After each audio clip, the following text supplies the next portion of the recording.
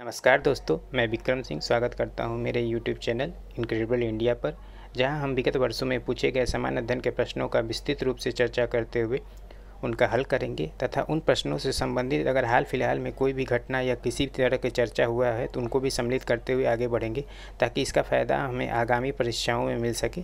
तो चलिए शुरू करते हैं। ये है फरवरी 1922 में, ऑप्शन सी है नवंबर 1922 में, ऑप्शन डी है अप्रैल 1922 में। तो इस घटना का जो ये घटना हुई थी 1922 में, फरवरी 1922 में। कुछ किताबों में ये 4 फरवरी को मानते हैं, 4 फरवरी 1922 को, और कुछ किताबों में से 5 फरवरी को मानते हैं। तो इसीलिए हम फरवरी को लेकर चलेंगे। आपको जो भी ऑप्शन में आए 4 फरवरी या तो 4 फरवरी को मार दीजिएगा, 5 फरवरी या तो 5 फरवरी को मार दीजिएगा। चलिए अब देख लेते हैं चौरी चौरा घटना क्या थी, क्यों हुई थी, इसमें क्या क्या कारण थे। चौरी चौरा की घटना हुई थी 4 फरवरी को। यह गोरखपुर के चौरा क्षेत्र में, जिसमें किसान लोग जो थे वो असहयोग आंदोलन में गांधी जी का साथ दे रहे थे और ये शराब बिक्री और खाद्य मूल्यों में वृद्धि का विरोध कर रहे थे। शराब बिक्री में विरोध क्यों कर रहे थे? क्योंकि जो भी असहयोग आंदोलन में गांधी जी का आह्वान था कि वो जो लोग मांस मदिरा ये सब का सेवन करते हैं वो सेवन ना करें, तो इसकी वृद्धि शराब बिक्री का विरोध कर रहे थे। और खाद्य पदार्थों का मूल्यों में वृद्धि क्यों हो गई थी? क्योंकि वर्ल्ड वार 1 चल रहा था। वर्ल्ड वार 1 में जो भारत के जो भी संसाधन थे, चाहे वो भारतीय लोग हो, चाहे भारतीय जो सैनिक हो, चाहे भारतीय जो खाद्य हो, तो उन सबका सारा ट्रांसफ़र वो ब्रिटिश सेना को कर दे रहे थे। इस वजह से जो मूल्यों में थी वो वृद्धि हो गई थी, तो किसान इस पर विरोध कर रहे थे। तो इसी विरोध के चक्कर में क्या हुआ था कि जो पुलिस वाले थे उन्होंने इन पे गोलियां चला दी थी। तो जब इन पे गोलियां चला दी तो किसान क्रोधित हो गए और उन्होंने पुलिस थाने में पुलिस को लोगों को जितने लोग थे उनको बंद किया और उसमें पुलिस वालों को आग लगा दी। इस आग लगाने के कारण से लगभग 22 पुलिस वालों को ऐसा है कि 22 पुलिस वालों की मृत्यु हो गई थी। ठीक है। और इसी के बाद से गांधी जी ने जो इस घटना से व्यथित होकर गांधी जी ने 12 फरवरी को असहयोग आंदोलन वापस लेने का आह्वान कर दिया। तो उन्होंने कहा कि भाई जो क्योंकि गांधी जी का जो असहयोग आंदोलन था वो अहिंसा पर था।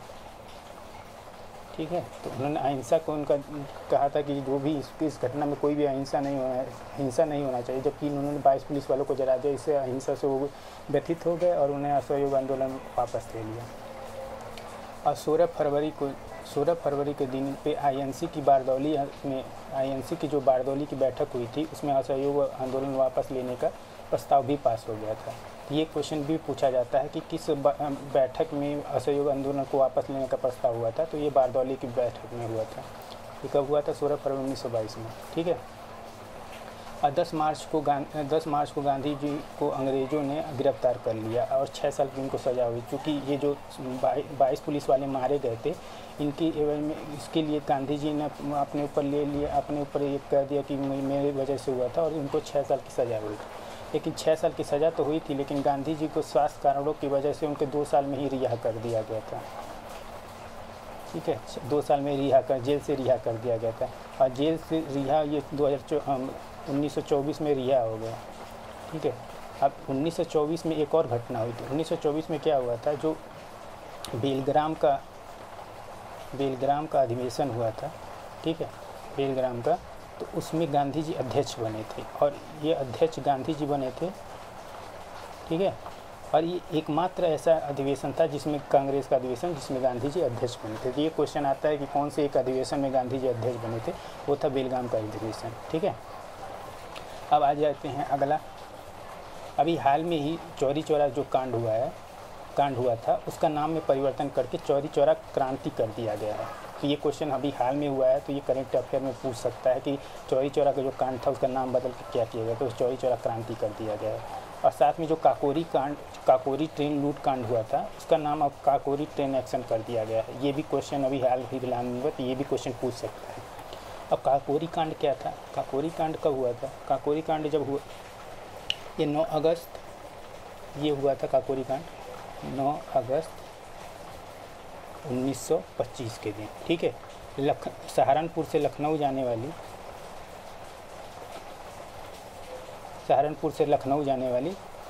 LKO जाने वाली जो ट्रेन थी उसमें जो HRA के लोग HRA के जो सदस्य थे, जिसमें राम प्रसाद बिस्मिल थे, रोशन सिंह थे और अशफाकुल्ला खान थे, इन लोगों ने इस ट्रेन को लूटा और इस लूट के बदले में इन लोगों को बाद में अंग्रेज़ों ने इन लोगों को पकड़ भी लिया था और इन तीनों लोगों की फांसी भी हुई थी। और आपको पता भी होगा कि जो राम प्रसाद बिस्मिल थे, इनको गोरखपुर की जेल में रखा गया था और गोरखपुर में ही इनकी फांसी भी हुई थी राम प्रसाद बिस्मिल की।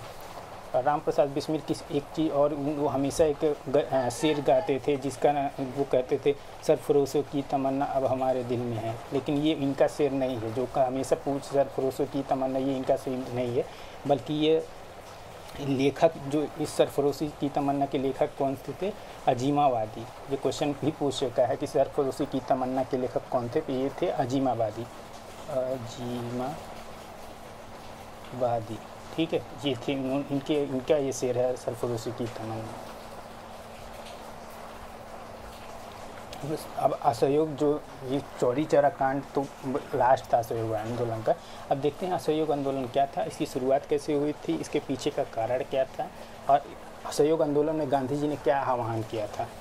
ठीक है, तो पहला तो ये असहयोग आंदोलन था। असहयोग आंदोलन में ये कहा गया था कि हम पूर्ण रूप से जो इसका आह्वान 1 अगस्त को गांधी जी द्वारा किया गया था और 1 ही अगस्त को बाल गंगाधर तिलक की मृत्यु हो गई थी।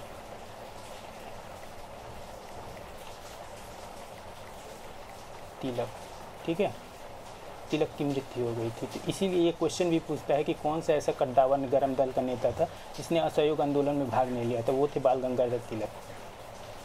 ठीक, अब असहयोग आंदोलन में क्या कहा गया था कि हम पूर्ण रूप से जो भी अंग्रेज़ों की नीतियां हैं उनमें पूर्ण रूप से असहयोग करेंगे। मतलब ये असहयोग क्या करेंगे कि जितने भी ब्रिटिश हुकूमत के जितने भी संस्थाएं हैं, चाहे वो शिक्षा संस्थाएं हो, चाहे वो न्यायपालिका हो, चाहे वो विधान परिषद हो, इन सब का हम बहिष्कार करेंगे। साथ ही जो भी ब्रिटिश हुकूमत द्वारा जो भी टैक्स लगाए जा रहे हो, इनका हम कोई टैक्स नहीं देंगे। टैक्स तो हम देंगे ही नहीं, चाहे कोई भी टैक्स लगाए जाए। इस तरह असहयोग आंदोलन किए था। अब असहयोग आंदोलन लगाए जाने का क्या कारण था, ये देख लेते हैं। पहला इसका कारण था कि जो रोलैक्ट एक्ट था, ठीक है, और दूसरा था पंजाब में अत्याचार। जो पंजाब में था, रोलैक्ट एक्ट की वजह से पंजाब में अत्याचार हुए थे। पहला तो रोलैक्ट एक्ट का क्या था, ये इसे काला कानून भी कहा गया है, काला कानून गांधी जी द्वारा। ठीक है, काला कानून किस लिए था? क्योंकि ये इसमें ये था कि बिना अपील, बिना दलील, बिना वकील का, बिना अपील, बिना दलील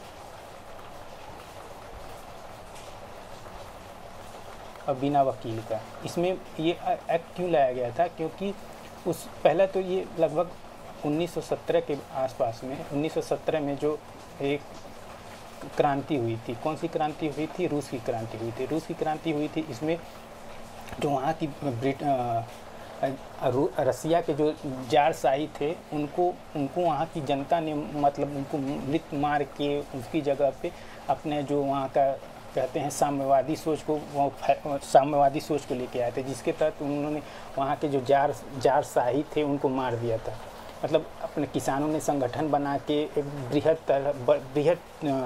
बहुत बड़े स्तर पर एक आंदोलन किया था और जिस आंदोलन में उन्होंने जितने भी राजा के अधिकारी थे उनको मार के एक क्रांति की थी। तो अंग्रेज लोग इस बात से डर गए थे कि कहीं भारत में भी इस तरह की कोई क्रांति ना हो कि जिसमें वो ब्रिटिश हुकूमत के विरोध में कुछ बिगुल बढ़ जाए। दूसरा ये था कि अब इस समय तक जो भी अंग्रेज़ों के विरुद्ध काफ़ी क्रांतिकारी मतलब आतंकवादियों का भी मतलब आतंकवादी लोग मतलब उग्रवादी लोग भी जैसे गरम दल वाले नेता काफ़ी तीव्र हो गए थे। जैसे उसमें थे, जैसे 1912 में लॉर्ड हार्डिंग पे उन्होंने बम फेंक दिया था। तो ऐसे कई गतिविधियां हो रही थी आतंकवादी, तो इनको काबू करने के लिए उन्होंने रोलैक्ट एक्ट लाया, जिसके आधार पे जो अगर किसी पे भी शक होता था अगर वो लगता था कि इस पे शक है तो उसको सीधे पकड़ के जेल में डाल देते थे। तो ये और जेल में डाल देते थे, उन्होंने कुछ भी नहीं कि ना उनको छोड़ा ही नहीं जाता, ना किसी अपील की जाती थी, ना दलील दी जाती थी, ना किसी वकील को के तहत किया जाता था। दूसरा, पंजाब में अत्याचार हुआ। पंजाब में क्या हुआ था, 13 अप्रैल 1919 में जलियांवाला बाग हत्याकांड हुआ था। जलियांवाला बाग हत्याकांड क्यों हुआ था? वहाँ पे पंजाब के 2 कद्दावर नेता थे। एक थे जो पंजाब के 2 कद्दावर नेता थे, कौन कौन से थे? एक थे सत्यपाल मलिक,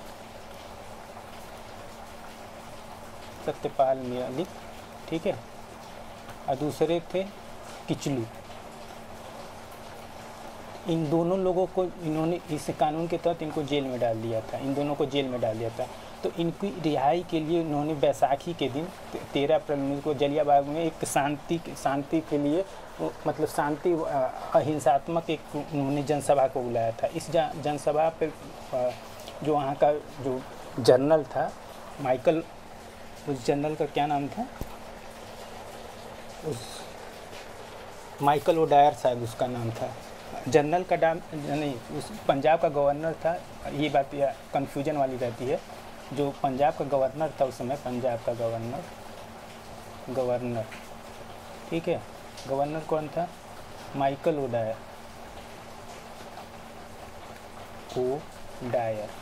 ठीक है। और जो पुलिस अधिकारी था जिसने गोली चलाने का आदेश दिया था, उसका नाम था जनरल आर डायर,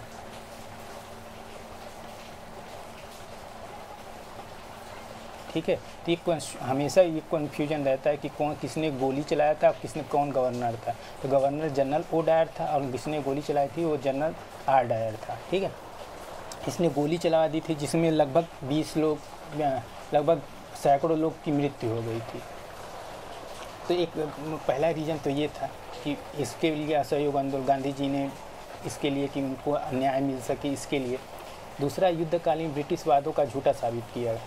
जो युद्धकालीन में जो वर्ल्ड वार 1 चल रहा था उसमें इन्होंने जो भी वादे किए थे ब्रिटिश द्वारा कांग्रेस को जो भी वादे किए थे वो झूठे साबित हुए। उन्होंने क्या था कि हम संवैधानिक सुधार करेंगे, सबको धीरे धीरे एक कर संवैधानिक सुधार, धीरे धीरे भारत को अपने उनको डोमिनियन स्टेटस का दर्जा देंगे, लेकिन ऐसा कुछ नहीं हुआ। उन्होंने कुछ नहीं किया। इसकी जगह पे उन्होंने जो मॉन्टेस्क्यू चेम्सफोर्ड सुधार किया था उसमें और तो केंद्र में द्वैध शासन प्रणाली की शुरुआत की थी, ठीक है। और केंद्र में जब द्वैध शासन प्रणाली की शुरुआत कर दी तो उन्होंने 2 भागों में बांट दिया। ऐसा कर दिया उन्होंने कि शासन कोई और करेगा और सैनिक व्यवस्था कोई और देखेगा, ऐसी व्यवस्था कर दी। इस आंदोलन का अनुमोदन, जो असहयोग आंदोलन का अनुमोदन हुआ था, ये अनुमोदन आईएनसी के नागपुर अधिवेशन 1920 में हुआ था। ये भी क्वेश्चन पूछा जाता है कि किस अधिवेशन में ये हुआ था और इसकी अध्यक्षता किसने की थी। इसकी अध्यक्षता लाला जी ने किया था, ठीक है। इस अधिवेशन में जो स्वशासन की मांग चल रही थी, अब उसकी जगह पे स्वराज की मांग का लक्ष्य रखा गया। स्वशासन, कौन सी स्वशासन की मांग चल रही थी? इसमें स्वशासन का ये मांग था कि भाई जो होम रूल लीग जो तिलक जी द्वारा चलाया जा रहा था, उसमें स्वशासन की बात चल रही थी। स्वशासन में जनसिद्ध अधिकार है। अब उसकी जगह पे उन्होंने स्वराज का लक्ष्य रख दिया कि भाई अब तो हमें डोमिनियन स्टेशन नहीं, अब हमें एकदम स्वतंत्रता वाला स्वराज के लक्ष्य रख दिया था। इसी आंदोलन के तहत गांधी जी ने ये कहा था कि 1 साल के अंदर अगर हम सभी जनता लोग मेरा साथ देंगे तो 1 साल के अंदर ही हम भारत को आज़ाद करने की बात कही थी। लेकिन ऐसा हो न सका और जो भी 4 फरवरी को जो दुखद घटना हो गई तो उसमें गांधी जी ने अपना आंदोलन वापस ले लिया। क्वेश्चन ये भी पूछता है कि असहयोग आंदोलन के साथ साथ और कौन सा एक आंदोलन था जो इसके साथ साथ में चल रहा था? वो आंदोलन था खिलाफत आंदोलन का, ठीक है। खिलाफत आंदोलन क्यों चल रहा था? वर्ल्ड वार 1 में जो ऑटोमन साम्राज्य था यानी तुर्की साम्राज्य था, वो जर्मनी का साथ दे रही थी, ठीक है, जर्मनी का साथ दे रही थी। लेकिन वर्ल्ड वार 1 में जब जर्मनी की हार हो गई तो ब्रिटिशों ने जो भी खलीफा थे वहाँ के, उन पे बहुत अत्याचार किया। अत्याचार का मतलब ये था जो ऑटोमन साम्राज्य था उनको कई भागों में तोड़ दिया, और जो खलीफा थे जो वहाँ पे कहा जाता है, जैसे हम लोगों के गुरु होते हैं, धर्म गुरु होते हैं, जो खलीफा होते थे, उसकी शक्तियों को छीड़ कर दिया। इसके खिलाफ में भारत में जो दीन अली बंधु थे, उन्होंने खिलाफत कमेटी की गठन किया, खिलाफत कमेटी की, ठीक है। और उसका नेतृत्व किसे करने के लिए कहा था? गांधी जी ने उसको। और गांधी जी ने इसका नेतृत्व किया क्योंकि गांधी जी सोच रहे थे कि इस खिलाफत जो कमेटी है, इसके तहत हिंदू और मुस्लिम एक साथ आएंगे और हमें स्वतंत्रता कराने में एक हमें सहयोग की भावना मिलेगी, ठीक है। तो इसमें हमने क्या क्या सीखा? इसमें हमने पहले देखा असहयोग आंदोलन। असहयोग आंदोलन की शुरुआत 1 अगस्त को हुई थी। फिर इसके साथ एक और आंदोलन चल रहा था जिसको खिलाफत आंदोलन चल रहा था। असहयोग आंदोलन की समाप्ति कहाँ का प्रस्ताव पास हुआ था? बारदौली प्रस्ताव में पास हुआ था, ठीक है। और चलिए इसका अगला क्वेश्चन देखते हैं। निम्नलिखित में से किसके साथ गांधी जी का संबंध, कोई संबंध नहीं है? तो गांधी जी का संबंध, ये सब गांधी जी की मतलब ये पत्रिकाएं हैं, Hind Swaraj, young India, Indian opinion और युगांतर, ठीक है। इसमें ये पूछ रहा है कि गांधी जी का मतलब गांधी जी किसके साथ नहीं जुड़े थे, गांधी जी ने किसको संपादित नहीं किया था या किसके लेखक नहीं थे? तो ये गांधी जी किसके नहीं थे? युगांतर के। हिंद स्वराज गांधी जी द्वारा लिखा गया था, यंग इंडिया गांधी जी द्वारा, इंडियन ओपिनियन गांधी जी द्वारा लिखा था। ये कब लिखा गया था? जब गांधी जी साउथ अफ्रीका में थे, ठीक है। और ये सब भारत में ही थे तब लिखा गया। चलिए अब देख लेते हैं गांधी जी के साथ। गांधी जी दक्षिण अफ्रीका से भारत कब आए? 9 जनवरी 1915 में, ठीक है। इसीलिए 9 जनवरी को हम राष्ट्रीय प्रवासी भारतीय दिवस के रूप में,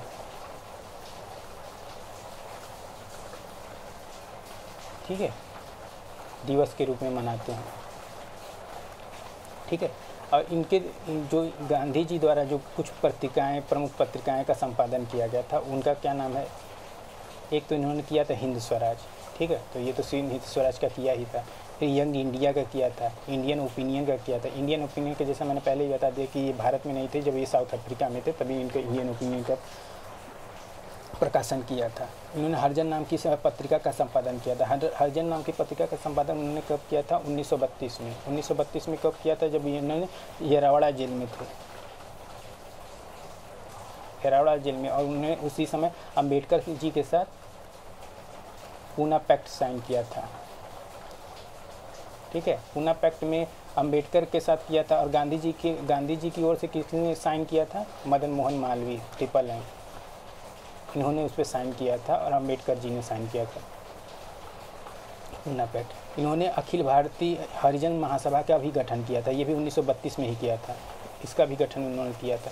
और इसके अध्यक्ष किसे बनाया था? खेतान जी को, ठीक है, जीडी खेतान को इन्होंने इसका अध्यक्ष बनाया था। गांधी जी की जो आत्मकथा है उसका नाम है सत्य के साथ मेरा प्रयोग। ये क्वेश्चन भी कई बार पूछ चुका है कि सत्य के साथ मेरा प्रयोग ये के लेखक कौन है? तो ये गांधी जी है और ये गांधी जी की आत्मकथा है। अब चलिए आगे देखते हैं। अब युगांतर पत्रिका के बारे में थोड़ा देख लेते हैं। युगांतर पत्रिका क्या था, ये किसके द्वारा प्रकाशित थी? इसके संपादक अरविंद कुमार घोष थे, ठीक है, युगांतर पत्रिका। और ये क्या था? ये था अनुशीलन समिति का मुख्य पत्र था। मुख्य पत्र बोले तो जो भी अनुशीलन समिति द्वारा जो भी काम किए जाते थे उनके बारे में इस पर प्रकाशन होता था। अब अनुशीलन समिति क्या थी? यह एक क्रांतिकारी गुप्त संस्था थी, ठीक है। ये क्रांतिकारी लोग के संस्था थे जो गुप्त रूप से क्रांतिकारी कार्य करते थे, जो कांग्रेस के साथ मतलब अहिंसात्मक रूप से काम करते थे और ये अंग्रेज़ों का विरोध करते थे, जिसका उद्देश्य बंकिम चंद्र चट्टोपाध्याय द्वारा मार्गों का अनुसरण करना था। इसीलिए अनुसरण करने की वजह से इनका नाम अनुशीलन कमेटी समिति बनी, ठीक है। अनुशीलन समिति का गठन जो था, इसका गठन कब किसने किया? सतीश चंद्र बसु ने किया था 24 मार्च 1902 में, ठीक है। और इसके जो सदस्य थे अरविंद घोष थे, खुदीराम बोस थे, प्रफुल्ल चाकी थे। और उसमें से खुदीराम बोस और प्रफुल्ल चाकी वो ऐसे इंसान थे जिन्होंने मुजफ्फरपुर कांड किया था। मुजफ्फरपुर कांड में क्या हुआ था? जो हुआ था 1908 में, ठीक है। इसमें क्या हुआ था? जो कोलकाता प्रेसिडेंसी के चीफ मजिस्ट्रेट थे, किंग्स जॉन्स फोर्ट थे, उनकी बग्घी पर इन्होंने बम फेंक दिया था। तो ये क्रांतिकारी, जिसमें खुदीराम बोस थे, इनको फांसी दे दी गई थी 1908 में ही, ये कहते हैं पहले क्रांतिकारी थे जी, मतलब ये नाबालिग में थे, पहले वो क्रांतिकारी थे जिनको फांसी दी गई थी। अब आ जाते हैं, अगला क्वेश्चन है स्वराज शब्द। ठीक है, स्वराज शब्द का सर्वप्रथम उपयोग किसके द्वारा किया गया? स्वराज शब्द, पहला ऑप्शन ए है दयानंद सरस्वती, ऑप्शन है एम.एन. रॉय, ऑप्शन है जी.के. गोखले, ऑप्शन डी है स्वामी विवेकानंद।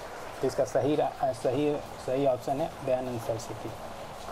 ठीक है, अब देखते हैं पूरे स्वराज शब्द, क्योंकि ये काफ़ी कन्फ्यूजिंग सवाल है कि इसमें हमेशा क्वेश्चन पूछता है कि स्वराज शब्द का पहला उपयोग किसने किया था, कहाँ पे हुआ था। तो आइए पूरी हिस्ट्री हम लोग देख लेते हैं स्वराज शब्द का, जो भारतीय हिस्ट्री में कब कब किया गया था।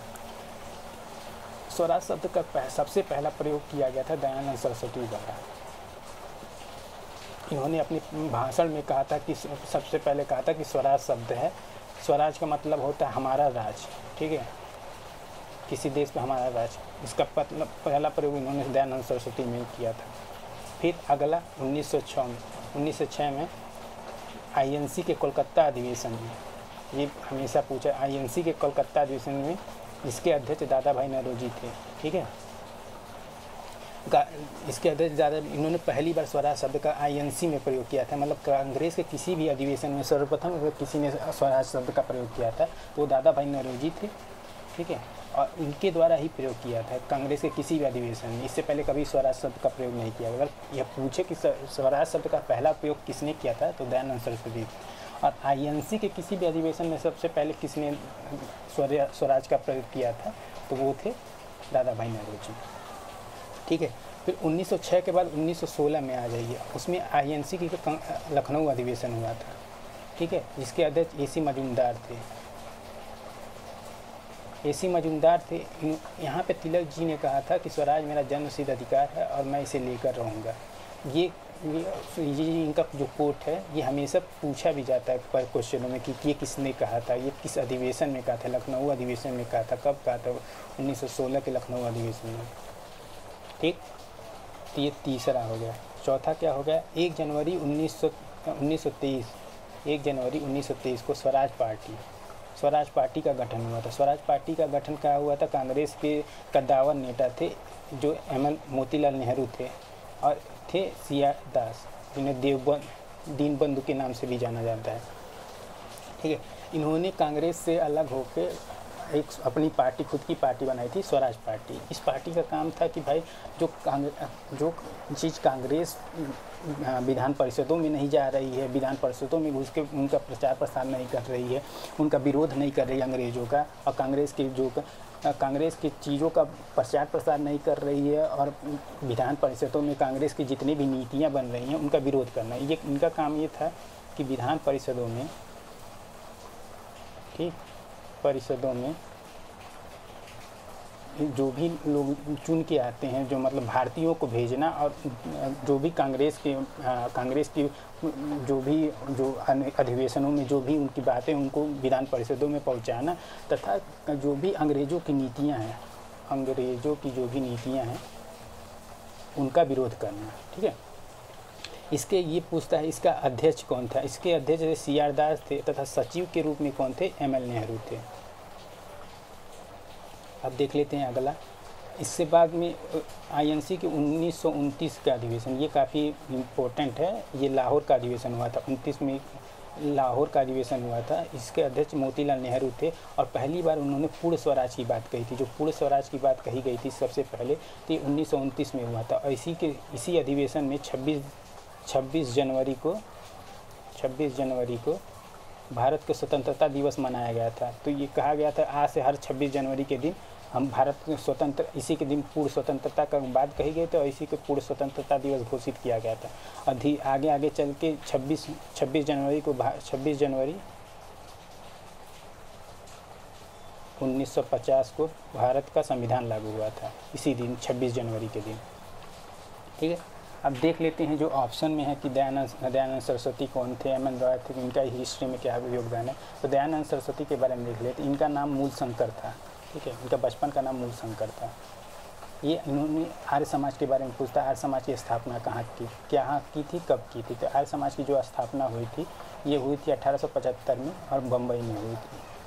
ठीक है, इनकी द्वारा जो पुस्तक लिखी गई सत्यार्थ प्रकाश और वेदभास, इनके द्वारा एक कोट है कि वेदों की तरफ लौटो, तो ये भी काफ़ी इंपॉर्टेंट है। वेदों की तरफ लौटो, सत्यार्थ प्रकाश, आर्य समाज के गठन कहाँ पे हुआ था और इनका मूल नाम भी कभी कभी पूछ लेता है। ठीक है, आगे आ जाते हैं M N Roy. M N Roy कौन थे? इन्होंने जो हमारे संविधान की पहली कि हमारे देश का एक संविधान होना चाहिए, इसका विचार सर्वप्रथम इन्होंने ही रखा था। ये CPI के नेता थे, कम्युनिस्ट पार्टी ऑफ इंडिया के। ठीक है, 1934 के अधिवेशन में इन्होंने कहा कि भारत को एक संविधान की ज़रूरत है और ये संविधान भारत के पास होना चाहिए। GK गोखले कौन थे? ये गांधी जी के राजनीतिक गुरु थे। ये पूछा भी जाता है कि आध्यात्मिक टॉलस्टॉय, गांधी जी के राजनीतिक गुरु GK गोखले थे और गांधी जी के आध्यात्मिक गुरु कौन है? टॉलस्टॉय थे, लियो टॉलस्टॉय।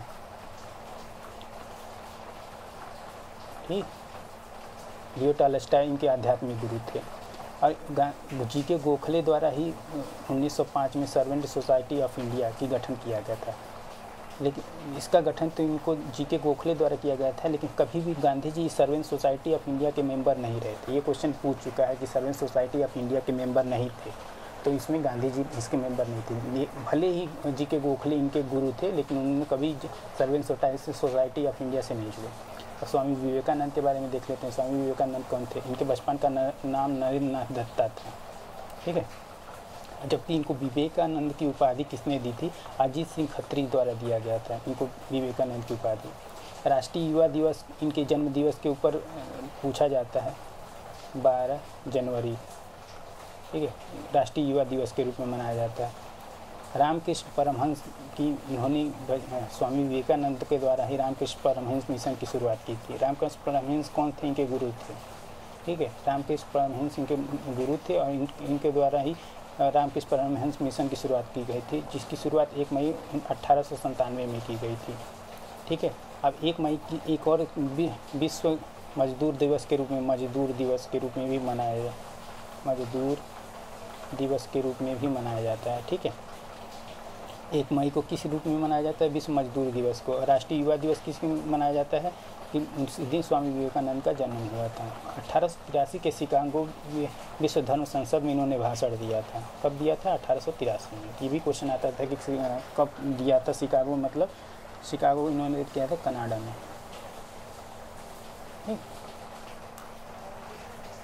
अगला क्वेश्चन देखते हैं। हड़प, जो अगला क्वेश्चन है, हड़प नीति के प्रारंभ किसके द्वारा किया गया था? हड़प नीति। ठीक है, और ये किसके द्वारा किया था? लॉर्ड कैनिंग द्वारा, लॉर्ड डलहौजी द्वारा, लॉर्ड एडनबरो द्वारा, लॉर्ड हॉर्डिंग द्वारा। इसका सही आंसर है लॉर्ड डलहौजी द्वारा। ठीक है, लॉर्ड डलहौजी ने 3 बार भारत का गवर्नर जनरल रहा। ठीक, 1848 से 1856। पहली बार ये कब भारत का गवर्नर जनरल रहा? 1848 से 1856 के बीच में। अब देख लेते हैं हड़प की नीति क्या है।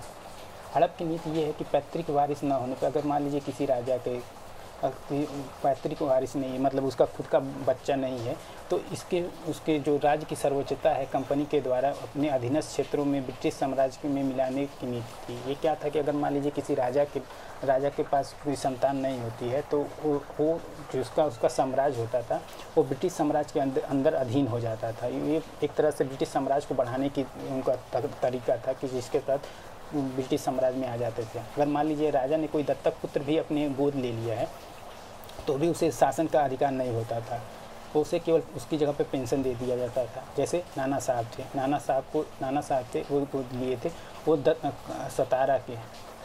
ठीक है, उनको गोद लिया, लेकिन उनको सीधे कानपुर में ले आके उनको पेंशन देते थे। अब अगला लॉर्ड डलहौजी द्वारा इसे कब लागू किया गया था? 1848 में। ठीक है, लॉर्ड डलहौजी ने पहला जो राज्य हड़प नीति के तहत अपने ब्रिटिश साम्राज्य में मिलाया था वो था सतारा। ये क्वेश्चन पूछ सकता है कि कौन सा पहला राज्य था? वो था सतारा। दूसरा था जैतपुर और संभल 1849 में। फिर बदात था 1850 में। फिर उदयपुर था 1852 में। फिर झांसी था 1853 में, ये इम्पोर्टेंट है। फिर नागपुर था 1854 में। फिर अवध था, सबसे लास्ट में अवध था। ठीक है, 1856 में। 1856 में, लेकिन इसका किसी दत्तक पुत्र की वजह से नहीं हटाया था। इसने इस पर आरोप लगाया था कि आपका जो अवध के नवाब थे उनका शासन व्यवस्था अच्छा नहीं है, इसमें प्रजा दुखी है, दुखी होने के मतलब असंतुष्ट है, इस वजह से उनको हटा दिया गया था। तो ये इनकी नीतियाँ थी। अब लॉर्ड डलहौजी को ऐसा कहा जाता है कि आधुनिक भारत का निर्माता था। इसके ही शासनकाल में पहली ट्रेन जो 1853 में अप्रैल में 1853 में मुंबई से ठाणे के बीच में चली थी, लगभग 34 किलोमीटर, ठीक है, चली थी। और इसके द्वारा ही PWD विभाग का स्थापना किया गया था। जो PWD विभाग का निर्माण किया गया था वो इसके द्वारा ही किया गया था। अब ऑप्शन में देख लेते हैं कि और कौन सा उनसे लोग हैं, जैसे लॉर्ड कैनिंग हैं, इनके शासनकाल में क्या हुआ था, ठीक है।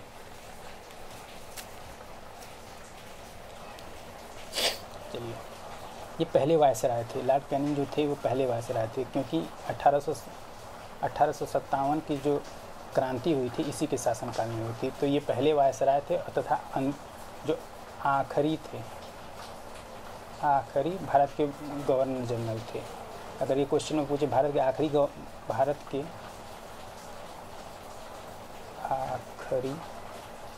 गवर्नर जनरल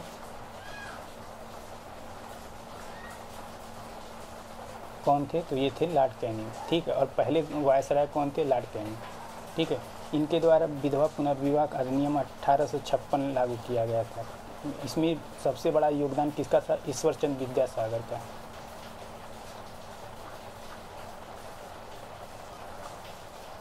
ठीक है, इनका बहुत बड़ा योगदान था इस अधिनियम को लागू करवाने में। इसके द्वारा महालेखा परीक्षक का पद का भी सृजन किया गया था। जो महालेखा पद था उसका भी सृजन इन्हीं के द्वारा किया गया था।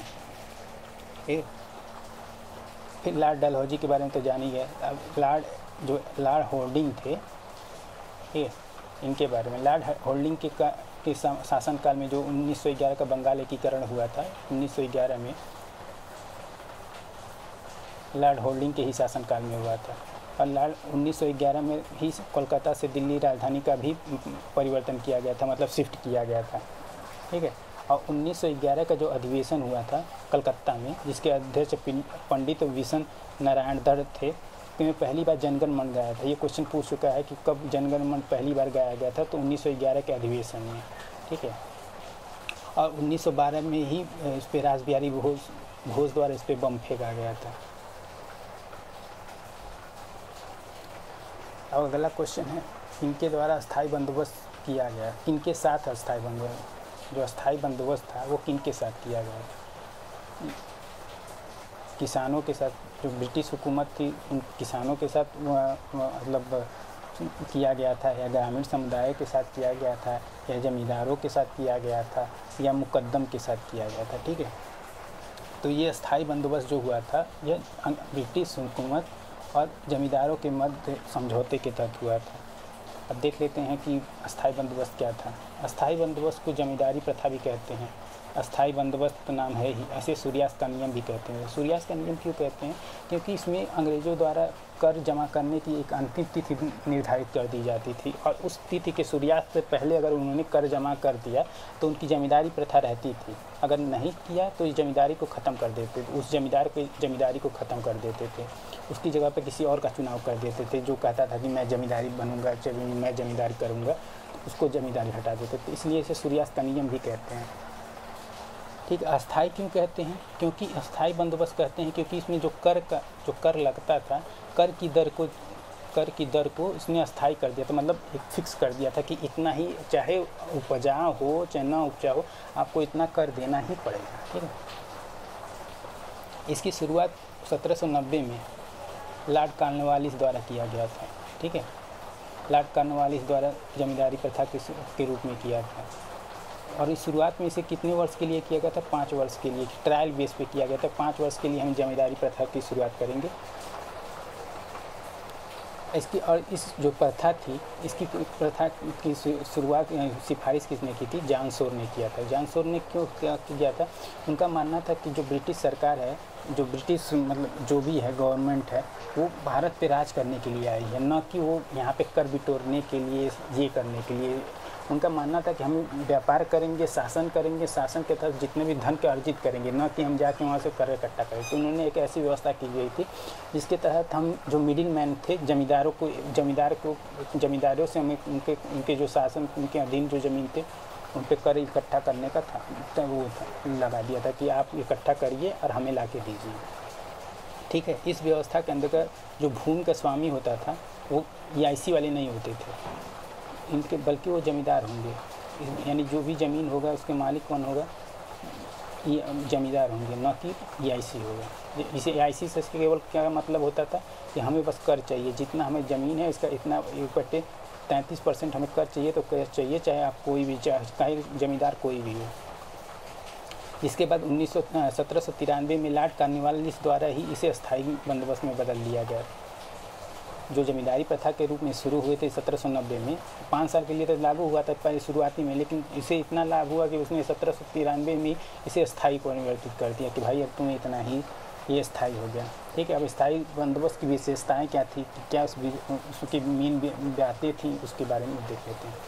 पहला तो इसमें जो राजस्व मतलब कर था वो 50% है। उपजाऊ का जितना भी था वो 50% आपको देना ही देना था। ठीक है, इस 50% का 1/11वां हिस्सा जमींदार लेता था। टोटल इसमें 11 हिस्से लगते थे और उसका 1/11वां हिस्सा जमींदार लेता था तथा 10/11वां हिस्सा ECI लेता था, ब्रिटिश ईस्ट इंडिया कंपनी लेती थी। ठीक है, यह पूरे भारत के लगभग जितने हिस्से थे जो ब्रिटिश सरकार के अधीन थे उसके 19% हिस्से पे ये लागू था। 19% जो मुख्यतः बंगाल के जो पूर्वी भारत था उस पर उनके हिस्से, बंगाल हुआ, उड़ीसा हुआ, बिहार के आदि राज्यों में ये लागू था। ठीक है, अब आगे देख लेते हैं। अंग्रेजों द्वारा 3 तरह के बंदोबस्त किए गए थे कर बिटोरने के लिए, राजस्व कर बिटोरने के लिए। एक तो हो गया स्थायी बंदोबस्त, दूसरा हो गया महलवाड़ी। ठीक है, एक होता है रैयतवाड़ी। तो अब इन दोनों, ये तो स्थायी बंदोबस्त के बारे में देख लिया, बाकी 2 के बारे में देख लेते हैं। महलवाड़ी व्यवस्था क्या थी?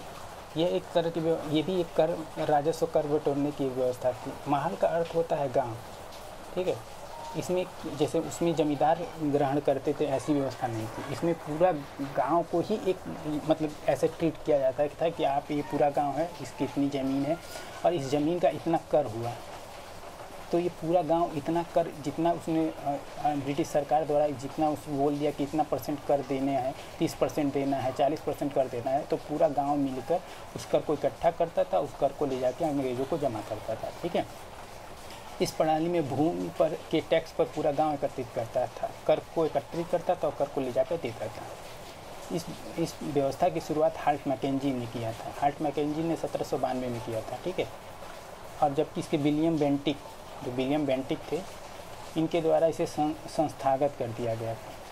और मार्टिन बोर्ड थे, इन्होंने इसका आधुनिकीकरण किया था। आधुनिकीकरण का मतलब ये कहा था कि भाई साहब, इन्होंने आधुनिक नक्शे का प्रयोग करना, ज़मीन के लिए आधुनिक नक्शे का, अगर जो टैक्स लगता था वो किस उसका बेस क्या, मतलब आधार क्या होता था कि ज़मीन उपजाऊ है कि नहीं है। अगर उपजाऊ होती तो उस पर टैक्स अधिक लगता था, जिस पर उपजाऊ कम है तो उस पर टैक्स कम लगता था। तो उसका आधुनिकीकरण किया था। अब इसको याद कैसे रखेंगे कि महलवाड़ी व्यवस्था, महलवाड़ी में म है, अब इसकी शुरुआत किसने की थी? मैकेंजी ने। ठीक है, इसमें म है, इसमें म है, इसमें मैकेंजी और महलवाड़ी। ठीक है, अब इसकी शुरुआत कहाँ पे इसकी शुरुआत कहाँ हुई थी? इसकी शुरुआत पश्चिमी भारत के राज्यों में हुई थी। पश्चिमी भारत में मुख्यतः राजस्थान में, थोड़ा मध्य प्रदेश वाले क्षेत्रों में इस व्यवस्था की शुरुआत हुई थी। ठीक है, इसमें जो दर था वो 33 से 50% थी, मतलब 1/3% से 1/2% के बीच में होते थे। भारत के लगभग 30% हिस्सों पे लागू था। जैसे हमने लगान पिक्चर देखा ना, लगान में जो वो लोग पूरे गाँव मिलकर टैक्स देते थे या फिर उनका टैक्स जो माफ़ हुआ था, तो याद रखिएगा जो महलवाड़ी था तो सब इसमें लगान वाली व्यवस्था थी। जो लगान मूवी में आमिर खान के साथ हुआ था, तो उन्होंने पूरे गाँव में मिलकर कैसे उस चीज़ को इकट्ठा किया था, कैसे उस पर लड़े थे, तो महलवाड़ी व्यवस्था थी। अगला देख लेते हैं रैयतवाड़ी व्यवस्था। रैयतवाड़ी व्यवस्था, रैयत का मतलब होता है किसान। ठीक है, जो रैयत का मतलब होता है किसान, यानी इसमें टैक्स को, इस व्यवस्था में कर संग्रह करने और कर को जमा कराने की जिम्मेदारी किसकी होती थी? किसान की। ठीक है। वो इंडिविजुअल, इसमें ये था कि इसमें कोई भी मीडिएटर मतलब कोई भी बिचौलिया बीच में नहीं आएगा।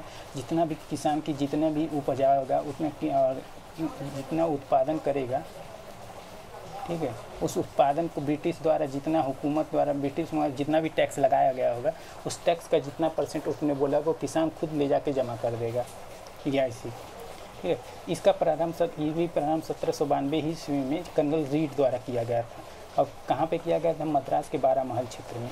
ये भी क्वेश्चन पूछा हुआ है कि कहाँ पे किया था? 12 महल क्षेत्र में किया गया था।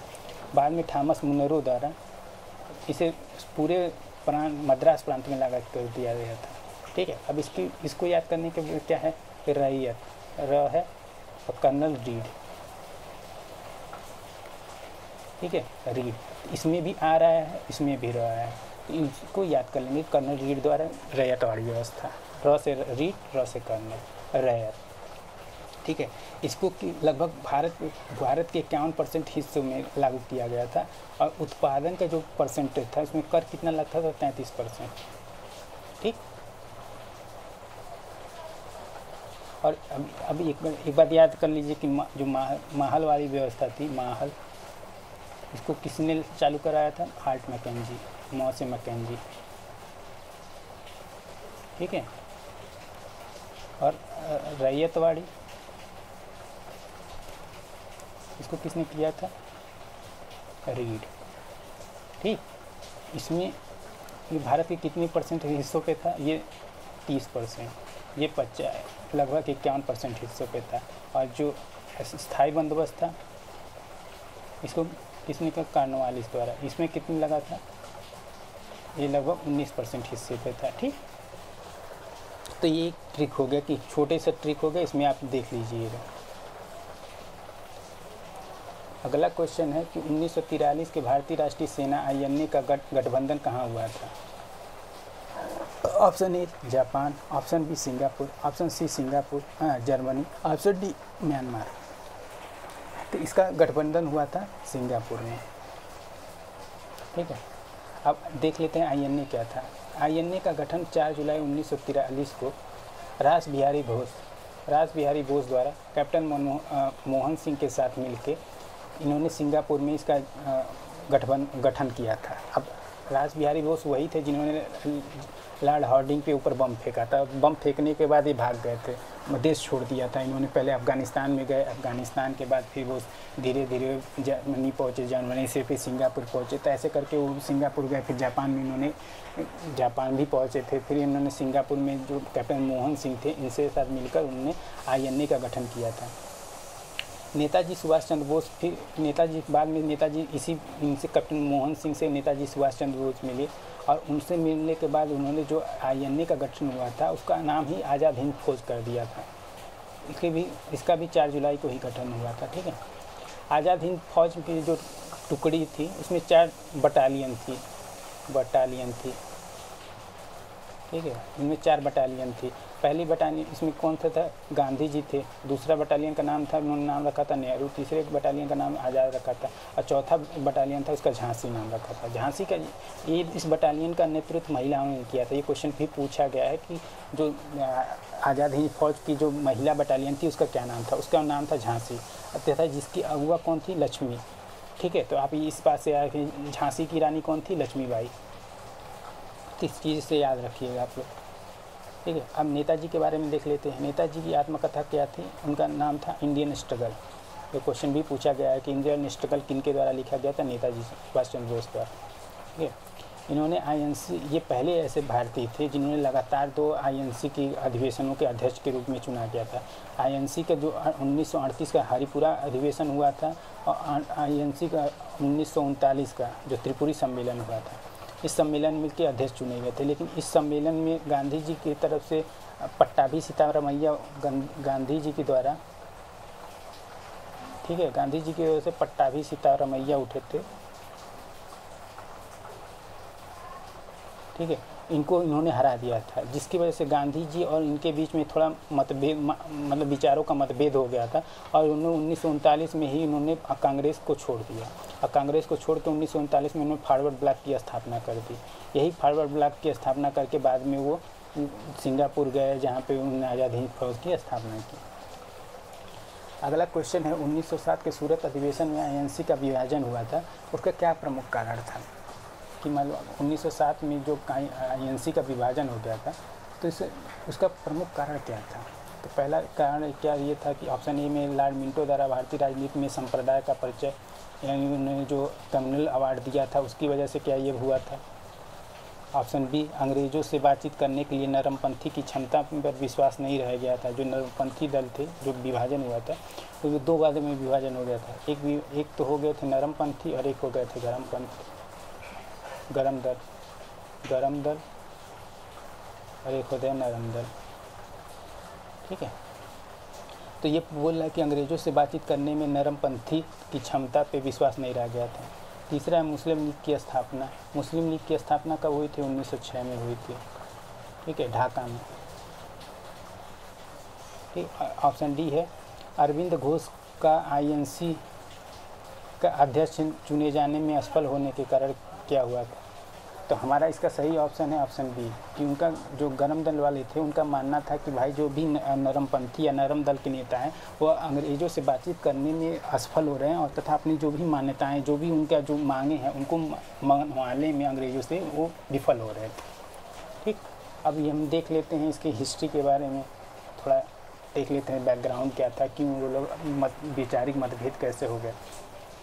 तो इसका शुरुआत हुई थी 1905 में। 1905 में क्या हुआ था? तो लॉर्ड कर्जन द्वारा बंगाल का विभाजन किया गया था। विभाजन कब हुआ था? 16 अक्टूबर को 1905 में। ठीक है, इसका विभाजन हुआ था। और जब ये विभाजन हुआ था तो बंगाल में बहुत लोगों ने आंदोलन किया है। तो इस आंदोलन की शुरुआत जो 1905 का अधिवेशन हुआ था, जिसकी अध्यक्षता गोपाल कृष्ण गोखले थे, जो कि एक नरम दल के नेता थे, उन्होंने स्वदेशी तथा बहिष्कार आंदोलन की शुरुआत की थी, जो बंगाल में हुई थी। बंगाल में, ठीक है, बंगाल में इसका आयोजन, मतलब इस आंदोलन की शुरुआत हुई थी। तो और इनके जो कुछ और नेता थे, जैसे गरम दल के नेता थे तिलक जी थे। ठीक, तिलक जी थे, लाला जी थे। तो इन लोगों का मानना था कि जो भी ये आंदोलन हो रहा है सिर्फ इसे बंगाल तक सीमित न रखा जाए, इनको पूरे भारत में इसका विस्तार किया, भारत के लोगों के, ताकि अंग्रेज़ों के बीच में इनको अंग्रेज़ों के विरुद्ध इनको किया जा सके और भारत को स्वतंत्रता दिलाया जा सके। लेकिन जो नरम दल के नेता थे उनका मानना था कि नहीं, इसको बंगाल तक, क्योंकि बंगाल का विभाजन हुआ था, हमें बंगाल का विरोध करना है, तो हमें इसको बंगाल तक ही रहना है। तो यहाँ से थोड़ी इनके बीच में वैचारिक मतभेद आने स्टार्ट हुए। फिर 1906 का आईएनसी का अधिवेशन हुआ था, जो कलकत्ता में हुआ था। इसके अध्यक्ष बनाए गए थे दादा भाई नौरोजी। ठीक है, लेकिन ये इनको नरम दल के नेताओं के ये मतलब इनका चाल थी कि वो इनको बना दिया, क्योंकि यहाँ पे ये लोग गरम दल के नेता चाह रहे थे तिलक जी या फिर बाल गंगाधर तिलक में से किसी एक को बनाने का। तिलक जी और फिर लाला लाजपत राय में से किसी एक को बनाना चाहते थे कि ये हमारे अध्यक्ष बने। लेकिन और कांग्रेस जो नरम दल पे रहते थे वो बनाना चाहते थे रासबिहारी घोष को। लेकिन हुआ कैसा कि जब दोनों में आपसी मतभेद ज़्यादा बढ़ गए तो उन्होंने नरम दल के नेताओं ने कर दिया दादा भाई नौरोजी की, क्योंकि वो उस समय ये काफ़ी वृद्ध, सबसे वृद्ध नेता थे और काफ़ी इनकी सब लोग इनको मानते थे, तो इनका किसी ने विरोध नहीं किया। लेकिन इस अधिवेशन की कुछ बातें जो बहुत इम्पॉर्टेंट है वो हम देख लेते हैं। इस अधिवेशन में 4 मांगे थी, जो गरम दल की 4 मांगे थी। उन्होंने बोला कि इसको पास करवाइए, अंग्रेज़ों के सामने रखिए और इसको पास करवाइए। पहला तो जो स्वराज की मांग थी कि हमें स्वराज चाहिए। दूसरा जो बहिष्कार का आंदोलन चला था अंग्रेजी वस्तुओं का, अंग्रेजी संस्थाओं का, उसको बहिष्कार करना था।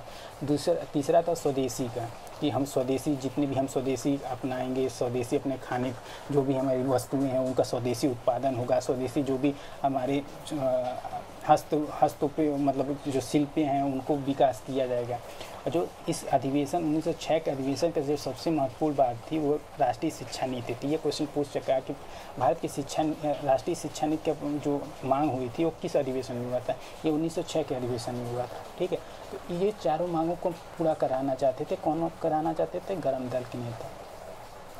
ठीक है, तो उन्होंने 1906 में ये मांगी की। और 1907 में जब अगला अधिवेशन हुआ था, जिसका अधिवेशन सूरत में किया गया था 1907 में, ठीक है, यहाँ पे अध्यक्ष रासबिहारी घोष थे। घोष हुए नहीं थे, इनकी मांगे थी कि, लेकिन रासबिहारी घोष इनको अध्यक्ष बनाया गया। ठीक है, तो इनके भी यहाँ पे भी गरम दल की ये जो 1906 में 4 मांगे थी, उनका यही मांग था कि भाई इसको भी पूरा किया जाए, लेकिन इनको यहाँ पे इनको पूरा नहीं किया गया। कि बोले गए कि नहीं, कांग्रेस इससे हमारा जो अंग्रेज़ों के साथ हमारा जो संबंध है वो ख़राब हो जाएगा। ऐसे करके उन्होंने इनकी जो 4 मांगी थी उसको नकार के कर दिया। इसी बात से उन्होंने मतलब गरम दल और नरम दल में फूट पड़ी और वो अलग हो गए। इस अधिवेशन में नरम दल की तरफ से रासबिहारी घोष उम्मीदवार बने और उनको रासबिहारी घोष अध्यक्ष बन भी गए। गरम दल के नेता चाहते थे कि लाला जी या फिर तिलक जी, इन दोनों में से कोई एक अध्यक्ष बने, लेकिन ऐसा हो नहीं सका। गरम दल के नेता मानते थे कि कांग्रेस नेता अपनी मांगों जो कांग्रेस के नरम दल के नेता थे, अपनी मांगों को ब्रिटिश हुकूमत से पास कराने में असफल हो रही है और केवल बातचीत से ही स्वराज प्राप्ति नहीं की जा सकती। उनका मानना था कि जैसे वहाँ पे अभी हाल रूस में हुआ था, रूस में कई जगहों पे जो वहाँ पे ब्रिटिश आंदोलन लोग कर रहे थे, आंदोलन की वजह से, जैसे कनाडा में हुआ था, कई जगहों पे ऐसे अमेरिका में हुआ था, अमेरिका की क्रांति हुई थी, जहाँ पे क्रांति की वजह से भारत को मतलब वहाँ के लोगों को स्वतंत्रता मिली थी। तो ये लोग भी वैसा ही चाहते थे कि हमें भी जो स्वतंत्रता चाहिए, उसके लिए हमें सिर्फ बातचीत से नहीं बल्कि थोड़ा क्रांति की ज़रूरत पड़ेगी। तो इस वजह से इन्होंने उनकी बातों से, अपने मतों विचारों से वो अलग हुए और यहाँ से 1907 में कांग्रेस में 2 धड़ों में बट गया, एक गरम दल, एक नरम दल। गरम दल, एक नरम दल। ठीक, ये था पूरा कांग्रेस के विभाजन का पूरा हिस्ट्री। अगला क्वेश्चन है, दक्षिण अफ्रीका से लौटने के बाद गांधी जी ने अपना सफल सत्याग्रह कहाँ शुरू किया था? ये पूछ रहा है गांधी जी अफ्रीका से लौटने के बाद। अगर ये पूछता कि गांधी जी ने पहला सत्याग्रह कहाँ किया था, तो पहला सत्याग्रह 1906 में साउथ अफ्रीका में किया था। लेकिन वो लौटने के बाद पूछ रहा है, तो लौटने के बाद का पहला सत्याग्रह कहाँ पे किया था? क्या वो बारदौली था, क्या वो दांडी था, क्या वो चंपारण था, क्या वो चौरी चौरा था? तो चौरी चौरा तो हम देख ही चुके हैं, वो असहयोग आंदोलन के कारण यहाँ पे 4 फरवरी 1922 में किसानों ने पुलिस को जला दिया था, जिसकी वजह से असहयोग आंदोलन वापस ले लिया गया था। ठीक है, ये तो बात की बात है। अब देखते हैं कि इसका क्या है। इसका सही आंसर है चंपारण में। ठीक है, गांधी जी जो 9 जनवरी 1915 को भारत आए थे। ठीक है, और 1917 में इन्होंने पहला जो सत्याग्रह किया था वो चंपारण का सत्याग्रह किया था। कहाँ पे किया था? बिहार में। चंपारण में क्या किया था इन्होंने? इनको जो वहाँ के जो नेता थे राम कुमार शुक्ल थे, उन्होंने जो इसके चंपारण सत्याग्रह के अगुआ थे, उन्होंने गांधी जी को यहाँ पे निमंत्रण दिया कि आप आइए। यहाँ पे जो चंपारण में क्या चल रहा था कि 3 कठिया खेती की नील की 3 कठिया खेती की ज़बरदस्ती कराई जा रही थी। मतलब अगर आप किसी भी खेती में 20 कट्ठा की खेती अब आम फसल कर रहे हैं तो 3 कट्ठे की खेती आपको नील करना अनिवार्य था। तो ये एक ज़बरदस्ती खेती होती थी और जिसकी वजह से उनको मतलब इसका लाभ भी किसानों को नहीं मिलता था, ज़बरदस्ती खेती भी करना पड़ता था, उनका उतना मूल्य नहीं मिलता था। इसका विरोध कर रहे थे वो। ठीक है, ये गांधी जी का ये पहला था कि पहला जो सत्याग्रह था, ये कह सकते हैं कि सविनय अवज्ञा आंदोलन का था। सविनय अवज्ञा आंदोलन का ये पहला मतलब छोटा सा सविनय अवज्ञा आंदोलन का रूप था। इसमें हमने ये कहा था कि भाई हम जो भी किसानों द्वारा जो भी कहा जा रहा है, उनको हम जो भी आपका कर लगाया जा रहा है, जो भी वो कर रहे हैं, हम नहीं मानेंगे। ठीक है, अगला था इनका जो अगला सत्याग्रह था वो अहमदाबाद मिल आंदोलन था। अहमदाबाद मिल आंदोलन था 1918 में। ठीक है, इसमें क्या था, उस समय अहमदाबाद में प्लेग फैला हुआ था और जो भी मिल मालिक थे वो और मिल वर्कर के कर्मचारी थे, उनको जो बोनस दे रहे थे वो आधा दे रहे थे। इसकी वजह से जो भी कर्मचारी थे वो भूख हड़ताल पर बैठ गए थे और गांधी जी जब गए उन्होंने इस भूख हड़ताल में अपना सहयोग दिया और वो भी भूख हड़ताल पर बैठ गए। और गांधी जी का ये पहला भूख आंदोलन था। ठीक है, अगला है खेड़ा आंदोलन। खेड़ा आंदोलन का वहाँ हुआ था 1918 में हुआ था। ठीक है, ये भी क्यों हुआ था? यहाँ पे अत्यधिक कर लग रहा था। अत्यधिक कर किस लिए लग रहा था? क्योंकि वहाँ पे सूखा पड़ने की वजह के बावजूद जो ब्रिटिश हुकूमत थी वो पूरा जो कर ले रही थी और इस कर के इस विरोध में सरदार पटेल और इंदुलाल याग्निक थे, इन्होंने आंदोलन कर रहे थे। बाद में गांधी जी इस आंदोलन से जुड़े और उन्होंने पहला असहयोग आंदोलन की शुरुआत यहाँ पे की थी। ठीक, तो हमने इन तीनों आंदोलनों में ये देखा है कि भाई जो तीनों आंदोलन थे तो उन्होंने जो आगे आने वाले आंदोलन के थे उसमें जैसे सविनय अवज्ञा आंदोलन था, भूख आंदोलन था और असहयोग आंदोलन था, तो इसके थोड़े से मतलब प्रतिबिंब दिखाई पड़ते हैं इन तीनों में। चंपारण आंदोलन में सविनय अवज्ञा था, अहमदाबाद में भूख आंदोलन था, खेड़ा आंदोलन में असहयोग आंदोलन था। असहयोग आंदोलन किस लिए था कि उन्होंने कहा था कि भाई साहब जो कर हम देंगे ही नहीं, और अंत में ब्रिटिश हुकूमत थी वो इस बात के लिए मानने, उनको मजबूर होना पड़ा मानने के लिए कि हम कर नहीं देंगे। अब देख लेते हैं जो इस ऑप्शन में बारदोली सत्याग्रह कब हुआ था। बारदोली से जो बारदोली सत्याग्रह हुआ था ये 1928 में हुआ था। ठीक है, इसके अध्यक्ष इसके नेतृत्व किसने किया था? सरदार पटेल ने किया था। और ऐसा कहा जाता है कि जो सरदार पटेल को जो सरदार की उपाधि मिली थी उसे बारदोली सत्याग्रह में ही वहाँ की महिलाओं ने दिया था। ठीक है, ये क्यों किया था? ये भी यहाँ पे अत्यधिक कर लगाया जा रहा था इस वजह से। दांडी की बात में जानते हैं, 24 दिवसीय ये यात्रा थी। कहाँ से शुरू हुई थी? साबरमती आश्रम से। साबरमती आश्रम से ये चीज़ ऐसे शुरू हुई थी। ठीक है, ख़त्म कहाँ हुई थी? दांडी पे। कब ख़त्म हुई थी? 6 अप्रैल को। इसमें कुल कितने सदस्य? गांधी जी टोटल 79 लोग थे, और गांधी जी को लेकर अगर गांधी जी को छोड़ दिया जाएगा तो 78 लोग थे, 78 प्लस गांधी जी। ठीक है, तो इसमें ये क्वेश्चन पूछता है कि कितने सदस्य थे दांडी मार्च में। ठीक है, दांडी मार्च था, इसे नमक का आंदोलन भी कहते हैं, नमक कानून तोड़ने के लिए किया गया था। क्वेश्चन ये भी आता है कि सविनय, और इसमें जब इन्होंने नमक बना के इन्होंने सविनय अवज्ञा आंदोलन की शुरुआत की थी। क्वेश्चन ये भी आता है कि दांडी मार्च के साथ कौन एक पत्रकार गांधी जी के साथ थे? वो थे बेब मिलर। ये कहाँ के थे? यूएसए के। ठीक है, मतलब अमेरिका के थे। और थोड़ा गांधी जी के बारे में देख लेते हैं कि गांधी जी ने जो अफ्रीका में थे तो उन्होंने कौन कौन से काम किए थे। पहला काम तो गांधी जी 1994 में नेटाल भारतीय कांग्रेस की स्थापना की थी। ठीक है, तो ये क्वेश्चन पूछा है कि नेटाल भारतीय कांग्रेस की स्थापना कहाँ पे हुई थी? तो इसकी गांधी साउथ अफ्रीका में किया था गांधी जी द्वारा। कब किया था? 1894 में। ठीक है, यहाँ पे इन्होंने इंडियन ओपिनियन नाम की जो पत्रिका था इसका भी संपादन किया था। 1906 में इन्होंने सत्याग्रह आंदोलन किया था।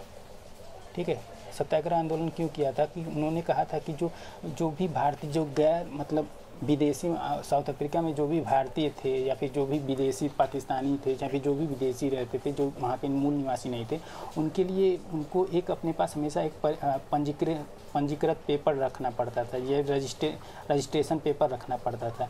अगर किसी के पास वो रजिस्ट्रेशन पेपर नहीं मिलता था तो वहाँ की पुलिस उनको पकड़ के जेल में डाल लेती थी, जिसका और उनके साथ अवमानना किया जाता था, उनके शारीरिक शोषण किया जाता था, उनके साथ मतलब व्यवहार अच्छा नहीं किया जाता। इसके विरोध में गांधी जी ने सत्याग्रह आंदोलन किया था। और उन्होंने जो भी पंजीकरण के लिए जो भी उनके पास रसीद होती थी, रजिस्ट्रेशन नंबर पेपर होता था, उस पेपर को उन्होंने यहाँ पे जला दिया था।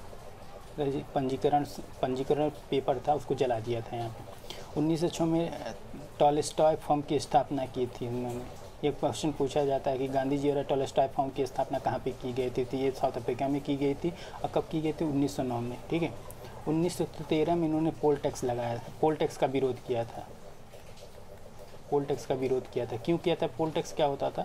पोल टैक्स ये होता था कि अगर कोई भी इंसान अगर ईसाई धर्म के अगर वो शादी कर रहा है, अगर वो गैर ईसाई रूप से शादी कर रहा है, तो उसको गैर ईसाई के रूप में अगर वो शादी कर रहा है, गैर ईसाई विधि से, यानी वो हिंदू रूप में अगर अपनी शादी कर रहा है, मुस्लिम रूप में अपनी शादी कर रहा है, कि मुस्लिम विधि से अपनी शादी कर रहा है, तो उसको हम पंजीकृत नहीं होने देते।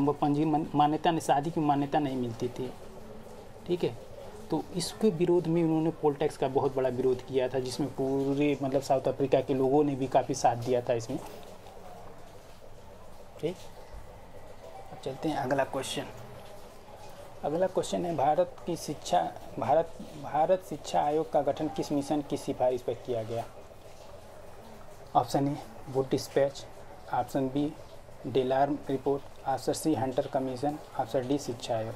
तो इसका सही आंसर है हंटर कमीशन। हंटर कमीशन कब आया था? भारतीय शिक्षा का आयोग का गठन हंटर कमीशन की सिफारिश पर 1882 में किया गया था। ठीक है, 1882 में किया गया था। और उस समय के जनरल गवर्नर कौन थे? लॉर्ड रिपन थे। लॉर्ड रिपन द्वारा ही इसे मनोनीत किया गया था। लॉर्ड रिपन को भी ये कहा जाता है कि ये स्थानीय स्वशासन का जनक कहा जाता है लॉर्ड रिपन को भी। ठीक, और इनके द्वारा ही फैक्ट्री एक्ट 1881 की स्थापना की गई थी। तो ये लॉर्ड रिपन के बारे में पूछता है कि लॉर्ड स्थानीय स्वशासन का जो स्थानीय स्वशासन में हमारे देश में अभी चलता है जो 3 स्तरीय स्थानीय स्वशासन है, तो उनका जनक किसे कहा था? लॉर्ड रिपन के। इस हंटर कमीशन की अध्यक्षता किसने की थी? विलियम हंटर द्वारा किया गया था। इस हंटर कमीशन की जो प्रमुख बातें थी वो ये थी, वो प्राथमिक शिक्षा था वो भारत में जो भी प्राथमिक शिक्षा वो व्यवहारिक हो, मतलब व्यवहारिक ज्ञान दिया जाए, और तथा वो देसी जो मतलब स्थानीय भाषाएं हैं उनमें किया जाए, न कि अंग्रेजी या फिर विदेशी भाषाओं में हो। ठीक है, और शैक्षणिक रूप से पिछड़े इलाके जो भी शैक्षणिक रूप से पिछड़े इलाके हैं, चाहे दूर दराज के इलाके हैं, वहाँ पे शिक्षा विभाग का गठन। अगला है वुड डिस्पैच।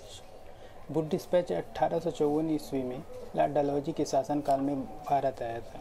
ठीक है, लॉर्ड डलहौजी के शासनकाल में वुड डिस्पैच आया था। ये अंग्रेजी शिक्षा का मैग्ना कार्टा भी कहते हैं इसको। ठीक है, इसमें ये कहा गया था कि प्रारंभिक शिक्षा जो विद्यालय में है वो मातृभाषा में होनी चाहिए। ठीक है, लेकिन जो उच्च शिक्षा जैसे विश्वविद्यालयों की शिक्षा होनी है या फिर 10+ में जो भी 10+ की जो शिक्षा होनी है वो उसके लिए जो माध्यम होना चाहिए वो अंग्रेजी भाषा होनी चाहिए, इनका ये मानना था। देख, इस बुश डिस्पैच में ये कहा गया था कि जो तीनों प्रेसिडेंसी हैं, चाहे मद्रास प्रेसिडेंसी हो, मद्रास हो, कलकत्ता हो, मुंबई हो, इन तीनों प्रेसिडेंसी नगरों में जो लंदन विश्वविद्यालय के आधार पर विश्वविद्यालय खोले जाएं। ठीक, अब इस चार्टर अधिनियम ये था, एक और इससे पहले भी एक चार्टर अधिनियम आया था 1813 का। ठीक है, इसके द्वारा शिक्षा हेतु भारत में शिक्षा के विकास के लिए प्रतिवर्ष जो 1 लाख रुपए जो प्रति लाख अनुमोदन करने की बात कही गई थी कि हम जो भी अनुदान दिया जाएगा। ठीक है, 1 लाख रुपए जो किसके लिए दिया जाएगा? जो भारतीय शिक्षा विधि है उसके विकास करने के लिए, उस पूरे देश के लिए, ना कि किसी एक राज्य के लिए। तो ये बहुत कम रुपए थे। लॉर्ड मैकाले के अनुसार अंग्रेजी शिक्षा अधिनियम 1835 पारित हुई इसके लॉर्ड मैकाले के अनुशासन में। ठीक है, लॉर्ड विलियम बेंटिक के द्वारा ही इनके बाद भारत में शिक्षा के माध्यम से अंग्रेजी को औपचारिक रूप प्रदान किया गया था। जो 1935 में शिक्षा में अंग्रेजी माध्यम के हेतु औपचारिक रूप प्रदान किया गया था, जिसे पूर्ण रूप से अंग्रेजी में कब बदला गया था? जो लॉर्ड डलहौजी के द्वारा में वुड डिस्पैच में। इनका जो शिक्षा को देने का था, उनका ये कारण नहीं था कि भारत को शिक्षित करना चाहते थे, बल्कि इनकी जो शिक्षा भारतीयों को शिक्षा देने का कारण था ताकि भारतीयों को हमें सहयोग मिल सके। क्योंकि जो उनको अंग्रेजी आती नहीं थी, तो अंग्रेजी नहीं आएगी तो जो भी उनका कार्य होगा उसके लिए हमें ब्रिटिश से लोग मंगाने पड़ेंगे, और ब्रिटिश से जो भी आदमी आएंगे उनका वेतन अधिक देना पड़ेगा। तो उस वेतन को कम करने के लिए वो ऐसे लोग को भारत में ही ट्रेंड करना चाहते थे। ठीक, अब अगला देख लेते हैं। अगला है सर स्टैनफोर्ड क्रिप्स की योजना वर्ल्ड वार 2 के बाद में क्या परिकल्पना की गई थी? जो उन्होंने स्टैनफोर्ड क्रिप्स थे, इनके द्वारा वर्ल्ड वार 2 के बाद भारत की क्या परिस्थिति या परिकल्पना की गई थी, उनके बारे में बताना है। तो ऑप्शन ए है कि भारत को पूर्ण स्वतंत्रता दी जानी चाहिए। ऑप्शन बी है भारत को स्वतंत्रता देने से पहले उसे 2 भागों में बांट देना चाहिए। ठीक है, ऑप्शन सी है भारत को इस बात पर गणतंत्र बनाना चाहिए कि वह राष्ट्रमंडल में शामिल हो। ठीक है, ऑप्शन डी कह रहा है कि भारत को एक डोमिनियन राज्य का दर्जा दिया जाना चाहिए। तो इसमें कौन सा ऑप्शन सही है? उसमें ऑप्शन है ऑप्शन डी सही है। तो उसने ये परिकल्पना की थी क्रिप्स मिशन के द्वारा कि भारत को एक डोमिनियन राज्य का दर्जा दिया जाना चाहिए, ना कि उसे गणतंत्र पूर्ण रूप से स्वतंत्र करना।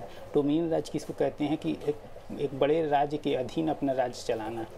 मतलब उनको एक संविधान तो संविधान बना देंगे, संविधान के अनुरूप ही काम करेंगे, लेकिन उनके ऊपर किसका राज्य चलेगा, इसके ऊपर ब्रिटिश का राज्य रहेगा। बाकी सब कुछ ये अपने आप करेंगे, लेकिन उनको हर चीज़ के लिए पूछना पड़ेगा। तो इन्होंने डोमिनियन राज्य की बात की थी, ठीक है। और भारत को पूर्ण स्वतंत्रता दी जानी चाहिए, ये तो गलत है। इन्होंने पूर्ण स्वतंत्रता की कोई बात नहीं की थी। भारत को स्वतंत्रता देने से पहले उसे 2 भागों में बांट देना चाहिए। ये क्रिप्स मिशन के द्वारा नहीं, बल्कि ये जो भारत स्वतंत्रता अधिनियम 1947 था उसके द्वारा ये किया गया था। भारत को इस बात पर गणतंत्र बनाना चाहिए कि उसे राष्ट्रमंडल में शामिल हो। राष्ट्रमंडल में को शामिल किया गया था, जबकि ये बात गलत है। भारत को स्वतंत्र कर दिया गया था कि भारत चाहे तो अपने मन से उसमें राष्ट्रमंडल में शामिल हो सकता है, UN में शामिल हो सकता है। ये उस पर भारत पे डिपेंड करता था, न कि क्रिप्स मिशन के द्वारा उसके सुझाव पर भी कर किया था। तो इसमें क्या हो गया, ऑप्शन डी सही हो गया, ठीक है। क्रिप्स मिशन कब आया था? 1942 में।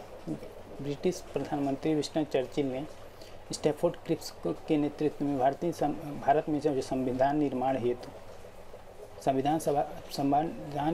संविधान सभा गठन करने हेतु भेजा था।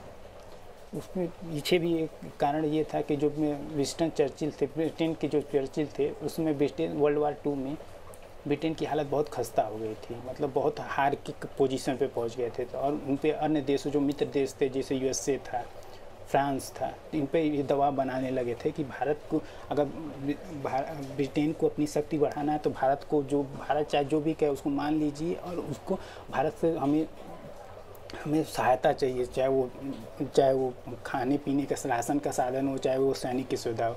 इसलिए जो मांग चल रही थी कांग्रेस द्वारा कि हमें संविधान चाहिए, तो उसके निर्माण हेतु उन्होंने कहा कि चलो इसके संविधान निर्माण हेतु एक संविधान सभा के जो गठन की मांग चल रही थी, तो उनके पूर्ण करने के लिए उन्होंने एक क्रिप्स मिशन को भेजा था।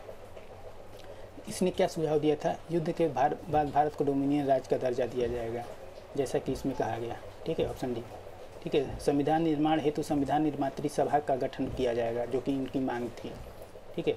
और इसके जो सदस्य होंगे वो प्रांतीय विधानसभा से चुने जाएंगे। कुछ सदस्य प्रांतीय विधानसभा से चुने जाएंगे, कुछ का मनोनयन होगा। तो इनकी एक बहुत बड़ी रणनीति थी। उनका मानना था कि अंग्रेज़ों को भी इस जो संविधान निर्मात्री सभा है, इसमें अंग्रेज़ों को घुसाना था, कि जो मनोनयन होगा, उनका मनोनयन कहाँ से होगा? उनका मनोनयन अंग्रेजी ब्रिटिश सरकार द्वारा किया जाएगा। तो इनका ये मानना था। इस बात का विरोध INC ने किया। INC ने इंडियन नेशनल कांग्रेस ने इसका बहुत विरोध किया। पहला विरोध का कारण ये था कि उन्होंने ये कहा था कि भाई, जो हमने डोमिनियन स्टेटस का मान नहीं, हमें पूर्ण स्वतंत्रता चाहिए, मतलब स्वतंत्र भारत चाहिए। तो इस बात के लिए उनको विरोध किया। दूसरा, ये जो सदस्य की बात कही थी कि सदस्यों का मनोनयन होगा, इस बात के लिए उन्होंने विरोध किया। उन्होंने कहा कि भाई मनोनयन तो किसी भी हाल में नहीं होगा, क्योंकि हम जो भी लोग हैं वो चुन के आएंगे, वो जनता के द्वारा चुन के आएंगे और जनता द्वारा रिप्रेजेंट किए जाएंगे, न कि किसी का मनोनयन होगा। इस बात से INC ने इसका कड़ा विरोध किया। इसी बात से गांधी जी ने भी इसे पोस्ट डेटेड चेक कहा था। उन्होंने ये कहा था कि ये जो आप क्रिप्स मिशन लेके आए हैं, इसका सुझाव ये पोस्ट डेटेड चेक है, क्योंकि हम भारत की स्वतंत्रता मांग रहे हैं, न कि हमें डोमिनियन स्टेटस का। डोमिनियन स्टेटस 1919 में मांगा गया था, न कि अब। भारत छोड़ो, इसी से दुखी होकर उन्होंने भारत छोड़ो आंदोलन की शुरुआत कर दी थी 9 अगस्त को। और 9 अगस्त 1942 को गांधी जी द्वारा भारत छोड़ो आंदोलन की शुरुआत कर दी थी। भारत छोड़ो आंदोलन में ही गांधी जी ने करो या मरो का नारा दिया था, ठीक है। अब अगला क्वेश्चन देखते हैं। निम्न में से कौन सा GOI government of India act GOI 1935 की विशिष्टता नहीं है? ठीक है। पहला ऑप्शन ए, केंद्र सरकार में द्वैध शासन। ऑप्शन बी, अखिल भारतीय संघ की स्थापना। ऑप्शन सी, प्रांतीय स्वायत्तता। ऑप्शन डी है राज्यों में द्वैध शासन की शुरुआत। ठीक है। तो इसके लिए जो ऑप्शन विशेषता नहीं है वो है राज्यों में द्वैध शासन की शुरुआत। इसमें ये कहा गया था कि हम केंद्र में द्वैध शासन लागू करेंगे, ना कि राज्यों में। राज्यों में जो द्वैध शासन लागू हुआ था वो GOI 1919 के द्वारा लागू हुआ था। ठीक है।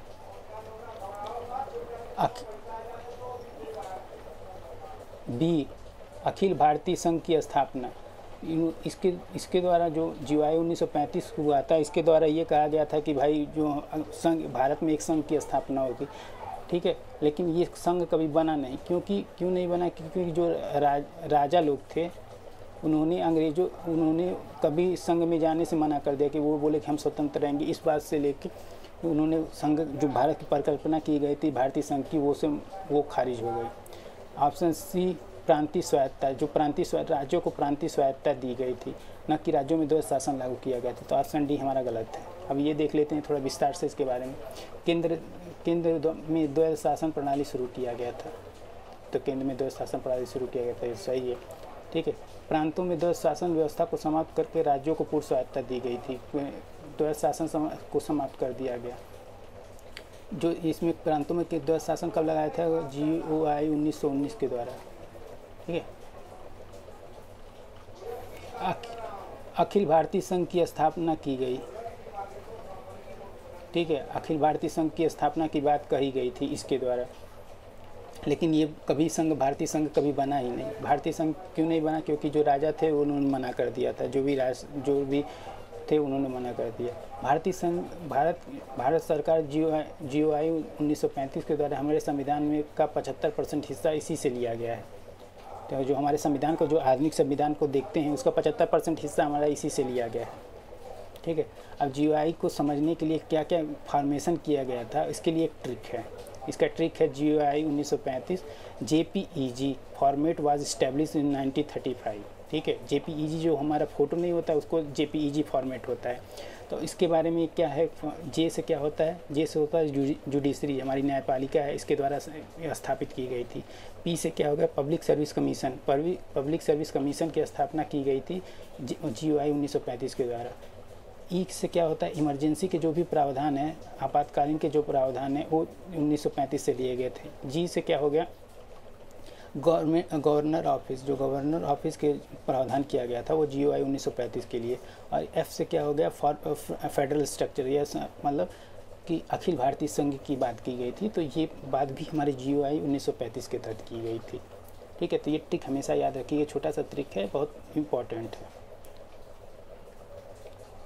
चलिए, ये आज की क्लास यहीं पे खत्म होती है। Thank you.